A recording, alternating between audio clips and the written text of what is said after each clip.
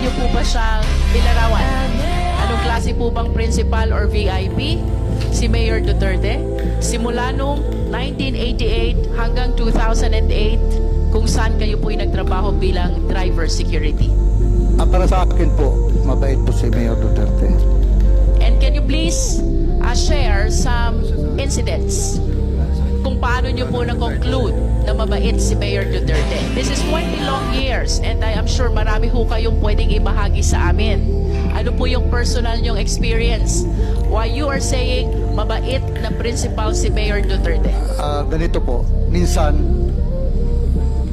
kung gabi kuhaan kami magpatrol, may madaanan kaming tao, tanungin niya kung saan ka mag-uwi.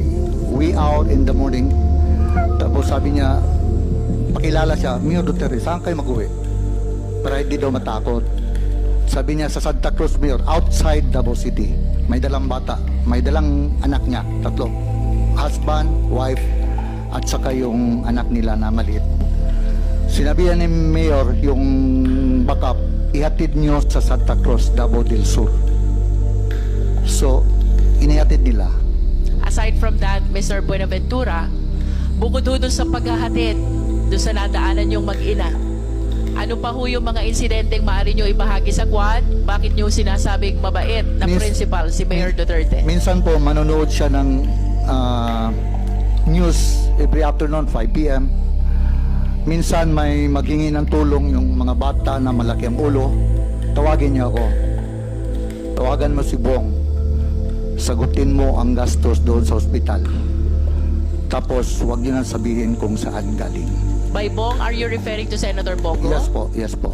And with respect to you as a driver bodyguard, personal driver and bodyguard of Mayor Duterte, ano pong naaalala niyong insidente why you are concluding na mabait na principal si Mayor Duterte?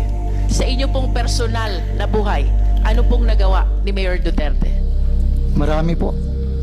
Can you please share some? Yung mga bata na cancer patient, binilihan niya ng bahay. Sir, I am referring to your personal and family life. Ano po nagtulong sa inyo? Yung asawa ko po, Pangulo? kasi yung asawa ko may cancer, breast cancer po. Tapos sabi niya, anong problema mo? Sabi ko, okay lang sir. Sabi ko, okay lang. Tinawag niya si Bong, Bong, tulungan mo si Sunny. Nung tinulungan po ako, 2 beses na operahan yung misis ko, cancer patient. Ngayon po, at least wala na siya. Okay na. Ayos. Actually, na-cure po siya, na-cure. Nasaan po yung misis nyo ngayon? Nasa Davao po.